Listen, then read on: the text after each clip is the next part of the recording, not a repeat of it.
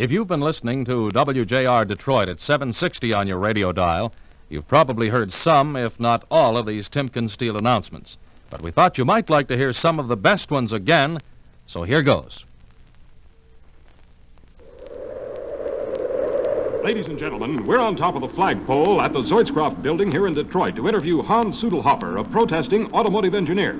Hans, why are you sitting on top of this flagpole? I am protesting my company's refusal to make gears out of Timken seamless steel tubing. And why is that so bad? Right, such a radio commercializer. Don't you know that Timken steel tubing has uniform concentricity and wall thickness and the strength needed for long life and high precision transmission gears? Those tubes are so beautiful, and they make such quiet, low-cost gears. I can see you're very loyal to Timken steel tubing, Hans, but isn't it dangerous sitting on top of this flagpole? This is no ordinary flagpole. It's made of Timken steel tubing! It's the men who make it that make the difference in Timken steel.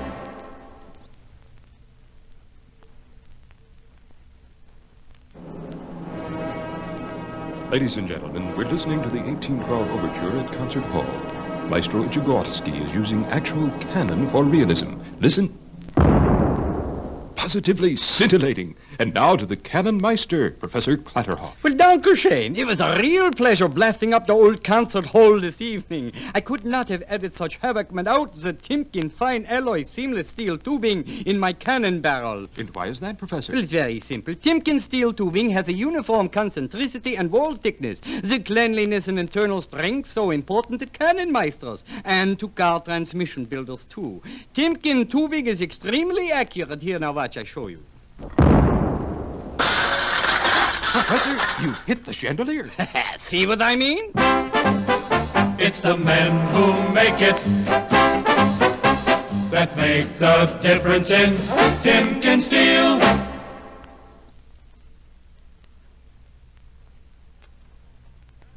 Welcome to our stamping plant, ladies and gentlemen. For the first part of your tour, I'd like to point out this huge stamping press to my left. It stamps out... Tooth decay. No, son. It stamps out the bumpers of American cars. Sir, how much pressure under that press?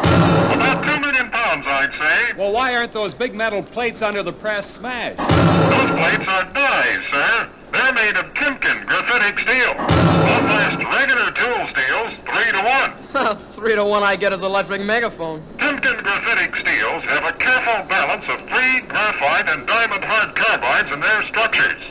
You see, the men who make it make the difference. Hey, boy, what are you doing? Hey, give me back my megaphone. Oh, no. Anybody want a talking bumper? It's the men who make it that make the difference in Timken steel.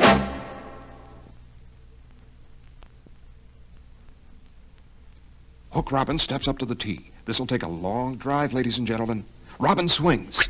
A beautiful, beautiful 350-yard drive straight down the fairway. This'll certainly clinch the tournament for Hook Robbins. Let's see if we can get to him. Hook Robin. Hello, Bill. A tremendous hook drive.